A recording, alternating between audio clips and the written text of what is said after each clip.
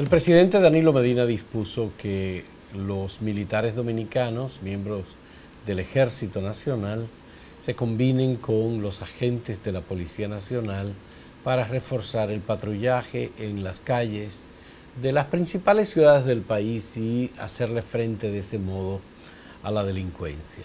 No es la primera vez que se toma una decisión como esta en el gobierno del presidente Danilo Medina. Ya son 3 o 4 ocasiones que el presidente ha dispuesto lanzar los militares a las calles en medidas que resultan parches, en definitiva, en una situación como la que vive República Dominicana. Los brotes de delincuencia muchas veces resultan mayores de los que la ciudadanía espera o de lo que las propias autoridades esperan. Hay serios problemas de desigualdad, hay serios problemas de pobreza, de inequidad, hay muchas injusticias que se cometen. Los propios agentes policiales participan en las actividades delincuenciales, hay tumbes que se dan, que aparecen como actos delincuenciales, asaltos en los que participan agentes de la propia Policía Nacional, y hemos aprobado una ley de reforma de la policía, pero esa reforma de la policía no ha pasado de unos pequeños retoques, nada más que implican solamente el cambio de nombre de jefe de la policía a director de la policía, y estas cosas por supuesto que generan una gran inquietud.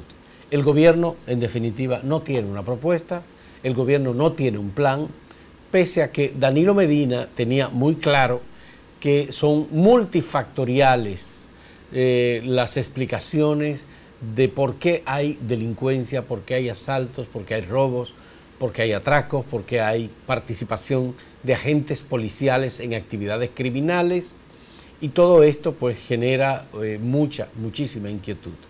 Inmediatamente el presidente Danilo Medina anunció esta disposición. Desde anoche en diferentes puntos de la capital se establecieron patrullas militares en vías importantes de la ciudad, con retenes, deteniendo vehículos, haciendo preguntas, revisando mochilas, revisando el interior de vehículos que pasan por las vías, como si esto pudiera detener de alguna manera el avance de la delincuencia. Mira, eso es risible, porque el presidente tiene que saber eso, y lo tienen que saber el director de policía, los jefes, por ejemplo, del DNI, de los diversos cuerpos armados, porque son personas que tienen experiencia y conocimiento.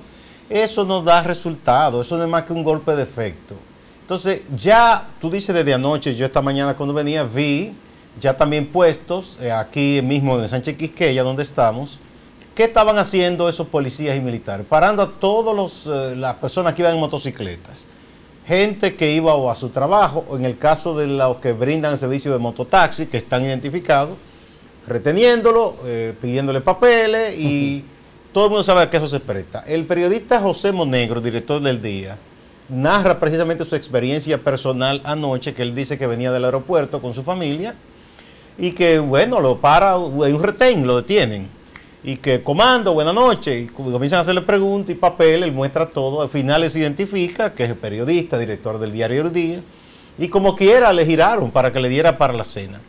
Eso es lo que termina ocurriendo, porque además yo no sé si es que no se planifican bien las cosas. Yo recuerdo que en la pasada ocasión que se hizo eso, a mí mismo cerca de aquí, donde hay uno de los supermercados, que se sabe que ese supermercado vende comida a la hora del mediodía y eso, hubo también, me detuvieron, me pidieron los documentos, se lo entregué todo en orden, y al final me dijeron claramente, mira, es que estamos buscando para la comida. Entonces yo les pregunto, y me dice, es que no, nos dejan aquí muchísimas horas y uno no ha comido, y los chelitos que uno le pagan no le dan, uno deja algo en la casa. Mira, para las patrullas de la Policía Nacional, hace un tiempo corto, no muy largo, se determinó que la Policía Nacional entrega 8 pesos. Mira, eso es lo que escribió Monegro, ese es el tuit que se ha hecho viral. Ya.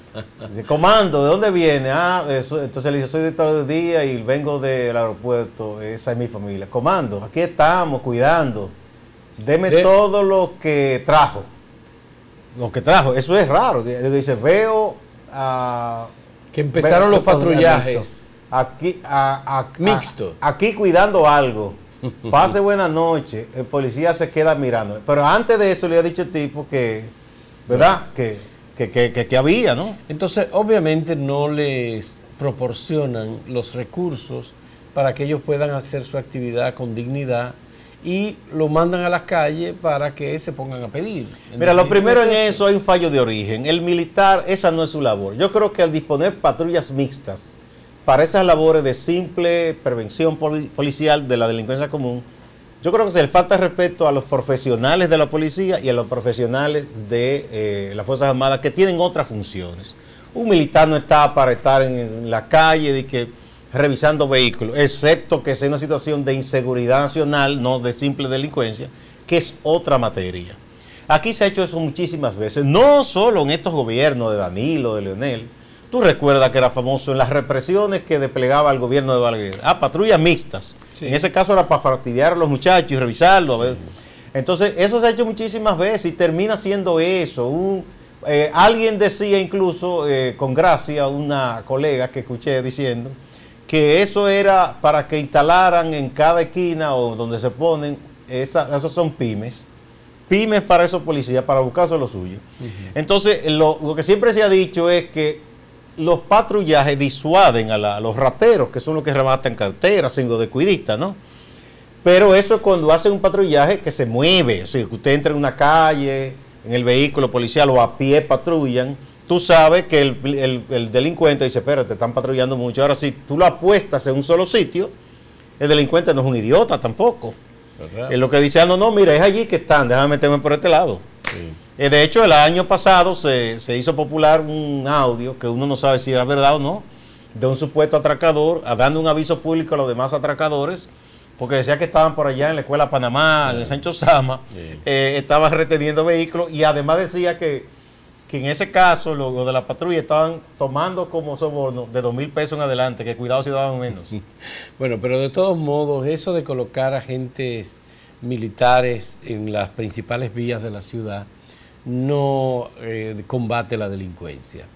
Realmente representa una gran molestia y un incordio para la gente que va a su trabajo, los que van a hacer actividades, porque los delincuentes realmente no se muestran en las principales vías de la ciudad. Y tú puedes estar seguro que si unos delincuentes de esos ya curtidos en la delincuencia van en un automóvil o en una moto y saben que hay un retén, no van a pasar por ahí. De hecho, incluso si tienen que enfrentarse, se enfrentan hasta tiros a la policía, pero no se van a detener. Hay que ver cuál es la actitud que toman estos miembros de patrullas mixtas.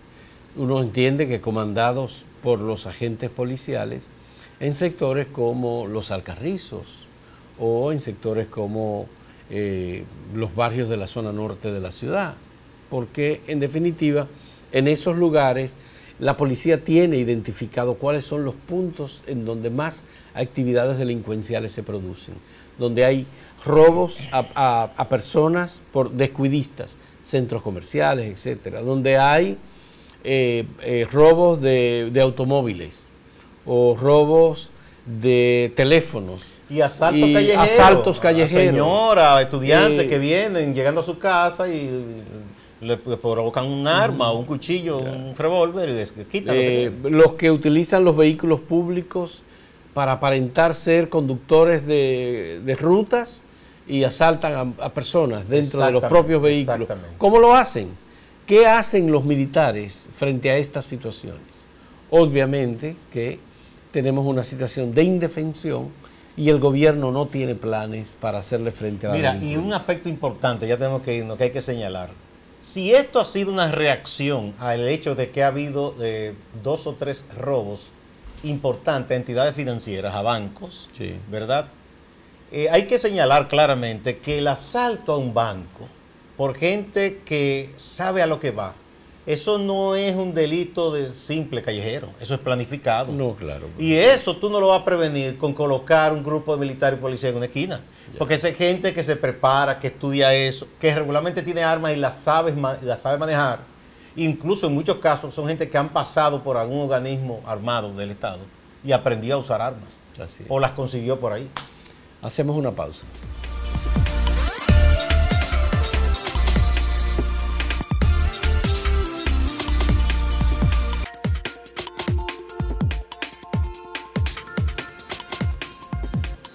Parece que ya se han puesto de acuerdo, ¿verdad? Las fuerzas políticas que tienen representación en el Congreso Nacional para buscarle un bajadero al proyecto de ley de partido político en la Cámara de Diputados. En la comisión primero. Sí. Todo indica que es así, pese a que todavía hay reticencia en algunos partidos, pero que son partidos, muchos de ellos que no tienen representación en el Congreso, o sea que para fines de votación no cuentan. Tú dices la Fuerza Nacional Como Progresista, Progresista, y uno que otro de pequeños partidos que son cercanos al sector de Leonel Fernández en el PLD, pero que no están en el Congreso, el mismo PQDC. Bueno, pero Fidelio Despradel, de Alianza País, se manifestó en solidaridad con las declaraciones de Vinicio Castillo en contra del PRM. Y él tiene, ese sí tiene representación, Que porque ese sí tiene diputado, pero es un voto. Un voto ese, sí. Entonces lo que han dicho varios diputados, que pese a que el diputado Merán de San Juan de la Maguana, que dice que se podría pedir una ampliación del plazo, otros han dicho que no, que ya prácticamente hay acuerdo de que hoy ya se baje un informe. Otros hablan de que habrá dos informes, uno oficial y otro disidente. ¿Cómo es que ha quedado más o menos la cosa? Acuerdo en que sean la primaria simultáneas entre los partidos. Acuerdo en que la Junta las organice y supervise.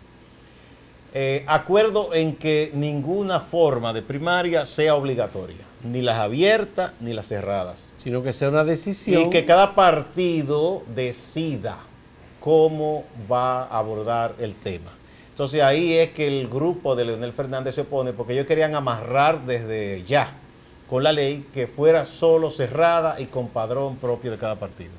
Y parece que la generalidad de los demás partidos que tienen representación en la Cámara no están de acuerdo. Bueno, lo que ocurrió, ni una parte importante del PLD, que es la que sigue el presidente. Lo que ocurrió fue la flexibilización del Partido Revolucionario Moderno. El PRM había decidido que las primarias debían ser cerradas, pero en la reunión de hace 2 días de la comisión política de ese partido se tomó la decisión de flexibilizar su posición, que en vez de que sean cerradas como ellos propusieron, que ellos lo mantenían en posición para que se apruebe la ley de partido, y tomando en cuenta de que esto es prioritario, ellos dijeron: flexibilizamos nuestra posición y estamos de acuerdo en votar una ley de partidos en la que cada organización escoja el modelo de primaria que tiene establecido en sus estatutos. Esa es la flexibilización. De manera que hay un consenso, hay una mayoría de votos en la Cámara de Diputados, son 155 votos, nada más se requería 126 votos para aprobar una ley de partidos en esas condiciones. Y coinciden danilistas con el PRM, con el PRD, con el Partido Reformista y las otras fuerzas que tienen representación, con las excepciones de Alianza País, que creo que Fidelio Despradel. Yo no sé si al final ellos van a votar. No se sabe, pero es un voto. Por el modelo que al final se ha consensuado. O el Frente Amplio, que también es uno que es Fidel. Pero ellos están de acuerdo, Santana. Fidel Santana está de acuerdo con lo que se consensuó. Así es. O sea que parece que ya vamos a pasar ese destrave, esa traba que había, se va a destrabar el proyecto, ¿no?, que estaba en la Cámara. Yeah. Y es probable entonces que pronto se sesione también para entonces aprobar ese proyecto, que entonces iría al Senado, en donde no habría inconveniente porque ahí prácticamente la mayoría tiene una sola posición. Ojalá, lo que uno espera es que rápidamente se aborde el tema de la ley electoral, que debió hacerse antes, porque esa sí que es importante para fines de tema de la ley electoral, que debió hacerse antes, porque esa sí que es importante para fines de tema de la ley electoral, que debió hacerse antes, porque esa sí que es importante para fines de tema de la ley electoral, que debió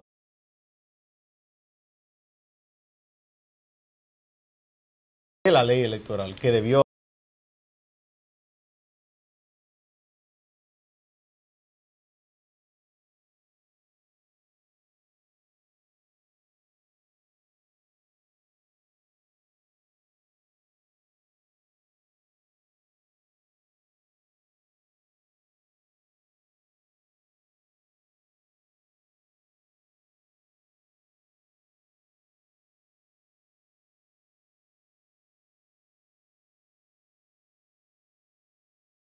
comité central o en un congreso que ellos realicen exclusivamente para tomar esa decisión y alguna otra decisión que entiendan que deben tomar, porque el Congreso es el órgano mayor. Ya viéndolo desde el punto de vista puramente político y la competencia política, es inteligente la decisión que ha tomado una parte importante de la oposición y el grupo de Danilo Medina.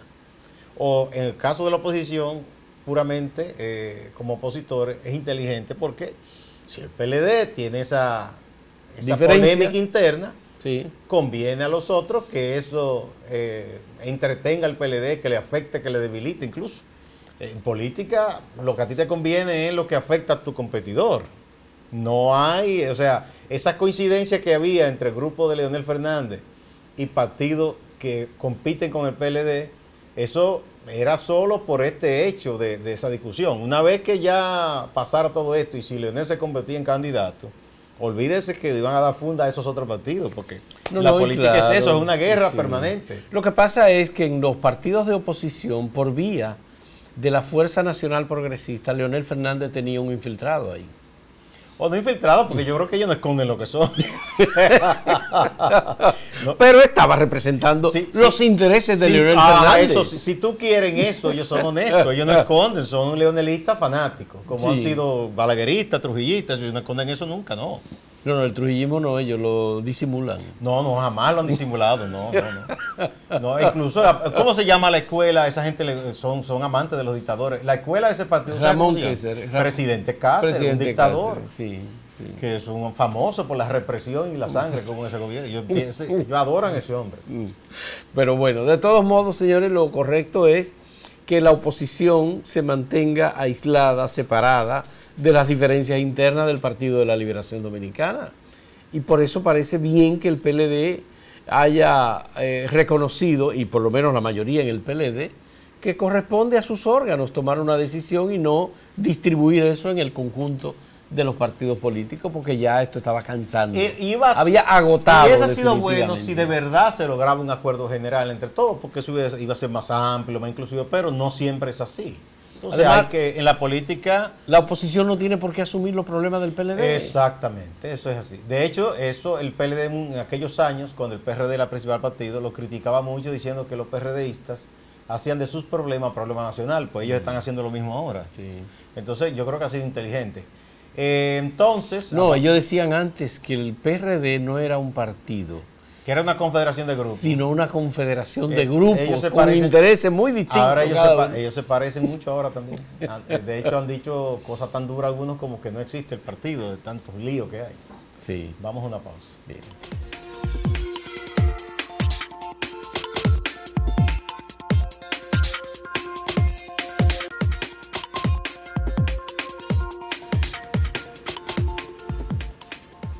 Hoy se divulga la información, incluso en las primeras páginas de los diarios impresos, que la Suprema Corte de Justicia, el Pleno, había rechazado la solicitud de inhibición o la recusación que había presentado Andrés Bautista al juez Francisco Ortega Polanco en el caso Odebrecht. Y se cuenta como un dato novedoso que el voto fue prácticamente unánime, con la única excepción de la magistrada Miriam Germán Brito, quien votó disidente y estableció un voto por escrito formal de rechazo de esa posición, que ella entendía que había que separar al juez Francisco Ortega Polanco porque había conocido numerosas partes del proceso, no solo las medidas de coerción, sino otras partes del proceso que implicaban un involucramiento mayor del magistrado Francisco Ortega Polanco. Aparte de que razonaba Miriam Germán Brito de que había antecedentes constitucionales, es decir, decisiones del Tribunal Constitucional que validan que cuando un juez conoce tantos detalles de un proceso, lo correcto es que se separe, que no conozca el juicio preliminar. Es decir, no tome la decisión si va a juicio de fondo o si se rechaza la acusación del Ministerio Público. Pues la decisión sobre la impugnación de Andrés Bautista es la impugnación que había hecho Andrés Bautista el 28 de junio. Andrés Bautista volvió a presentar una impugnación el pasado 3 de julio, es Que es decir, antes de diferente. ayer, que es diferente y que la Suprema Corte de Justicia ni el juez Francisco Ortega Polanco se han referido a ella. Se entiende que el próximo viernes, es decir, mañana, cuando se inicie el proceso de conocimiento formal por parte del juez Francisco Ortega Polanco, él debe pronunciarse sobre este tema. Es uno de los aspectos incluso que la magistrada Miriam Germán señalaba, que hasta este momento el magistrado Francisco Ortega Polanco no se ha pronunciado él sobre la recusación que se le hizo a él mismo de que se inhibiera de conocer el proceso.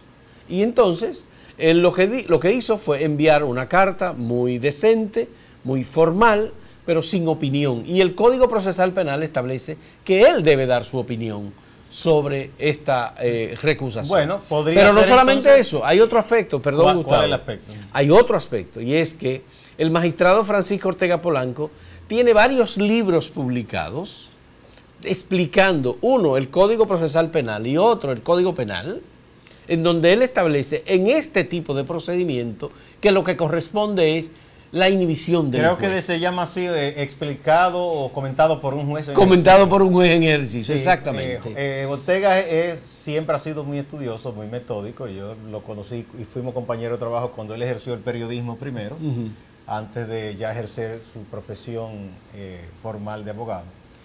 Y siempre estas cosas, él era muy metódico, anotando siempre cosas, los casos importantes, él siempre se detenía a estudiarlo. Y ha publicado varios libros. Exactamente, sí. O sea que él sabe lo que tiene entre manos.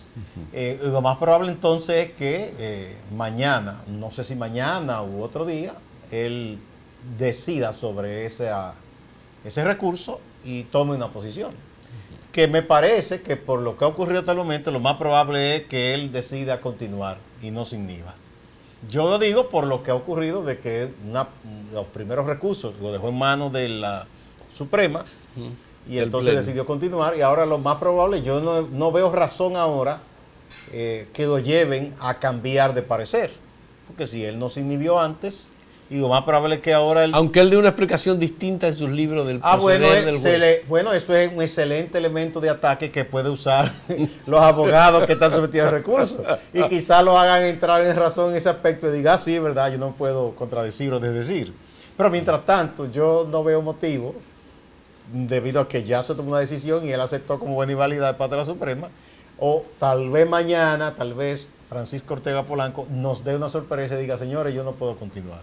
Ya. Vamos a ver qué pasa mañana. Bueno, de todos modos, este tema sigue en el debate, sigue en la discusión. Hay quienes entienden que ya los debates sobre procedimientos, sobre legalidad, la acción del Ministerio Público, el caso de Laura Guerrero Pelletier y sus declaraciones, debe como pasar a otra página, ¿no? Y que el Ministerio Público y la Suprema Corte de Justicia ejerzan cada uno su rol por separado, sin tener necesariamente que depender uno de otro. Me parece que en ambos casos hay mucho trabajo por hacer, entonces yo creo que ya aquello se debatió, el público conoció los puntos de vista, ¿no? Pero ahora mismo en ese caso debe ocuparlos más que todo el Ministerio Público. Pero Gustavo, de fondo, de todos modos, está el tema de la credibilidad de la Suprema Corte de Justicia. Pero eso no se iba a resolver con otro caso. No, pero es que ya hemos tenido casos emblemáticos en donde hay dirigentes políticos involucrados, y aquí los hay. Por eso te digo así, ¿de acuerdo? Porque entonces, eso independientemente de este caso, eso es un problema serio que tiene el sistema de justicia. ¿Cuándo el sistema de justicia de República Dominicana ha condenado a un político en los últimos 15 años? Ha habido casos menores. Creo que hubo una persona que trabajó como un empleado de aduana, por un caso menor. Hay un caso de algunos alcaldes y directores de distritos municipales que la mayoría apela, ¿no? Por ejemplo, el exalcalde de San Francisco de Macorís, Félix Rodríguez Grullón, fue condenado a 5 años y al pago de una compensación. Y él ha apelado, no está en prisión. Eso está todavía a la espera de decisiones definitivas. Tú sabes que el síndico de Vallaguana, que mandó a matar al regidor de Vallaguana, está en libertad. Precisamente porque lo había denunciado por corrupto. Está en libertad. está en libertad, han hecho muchísimos retorcimientos y cosas para evitar la cárcel. Esa ha sido la historia aquí. Es un poco complicado este tema. Y todos de que la los Suprema, que fueron condenados por el caso los tucanos, de Prodava y Peme, fueron, primero el Estado se desinteresó una vez que el PLD volvió poder, y luego los indultaron a todos. Leonel Fernández los indultó igual al caso de Renove, que fue un caso que provenía de la administración de Hipólito Mejía. Sí. A todos los indultó y no contento con eso, nombró a algunos en puestos públicos incluso. También. Gente que fue cuestionada por mal manejo de dinero, lo nombró a administrar dinero. Así es. Bueno, dinero. También hubo condena y hubo prisión para de Andino Peña, a Iván Jóvenes Cortiña, Simón Lizardo. ¿Tú recuerdas? No, pero no, ellos no llegaron a ser condenados, eso no. No, ellos sí estuvieron sometidos y ellos después fueron siendo sacados del expediente, sí. Pero estuvieron en prisión. Sí, en prisión, pero preventiva, no fueron condenados. No. Ya, bueno. Es decir, que aquí la cárcel no es para los políticos, definitivamente. Y parece que la Suprema Corte de Justicia tiene poca disposición para conocer en profundidad y con seriedad, como manda la Constitución y las leyes, a esos dirigentes políticos, porque el hecho de que Francisco Ortega Polanco sea como el único que puede hacer el juzgamiento sigue siendo un elemento nebuloso en este caso. Sí, pero es que no es que es el único que decidió la Suprema que sea él. Pero es que como que los otros tienen dificultades para asumir esa responsabilidad. Bueno, pero es por la decisión del magistrado Germán. Mariano Germán. Exacto. No porque sea una cosa obligatoria, ¿no? Porque pudo poner a otro o pudo poner una cámara, pero decidió que fuera Ortega. Bueno, aquí la gente le gusta pasar por las posiciones y no dejar rastro, no dejar ninguna historia positiva. Es una cosa realmente penosa que ocurra, no solamente en las instituciones del Estado, sino también en las instituciones hasta del sector privado o en las organizaciones no gubernamentales. Hay que dejar rastro positivo, hay que dejar lecciones importantes, hay que tratar de que la sociedad vaya aprendiendo y asumiendo posturas que son loables, que son importantes en materia de transparencia, precedentes. Ese tipo de cosas, Gustavo, yo pienso que son para las nuevas generaciones. Ese es un buen tema para soñar. Sí. Para soñar. Vamos hasta mañana. Hasta mañana, señores. Muchas gracias.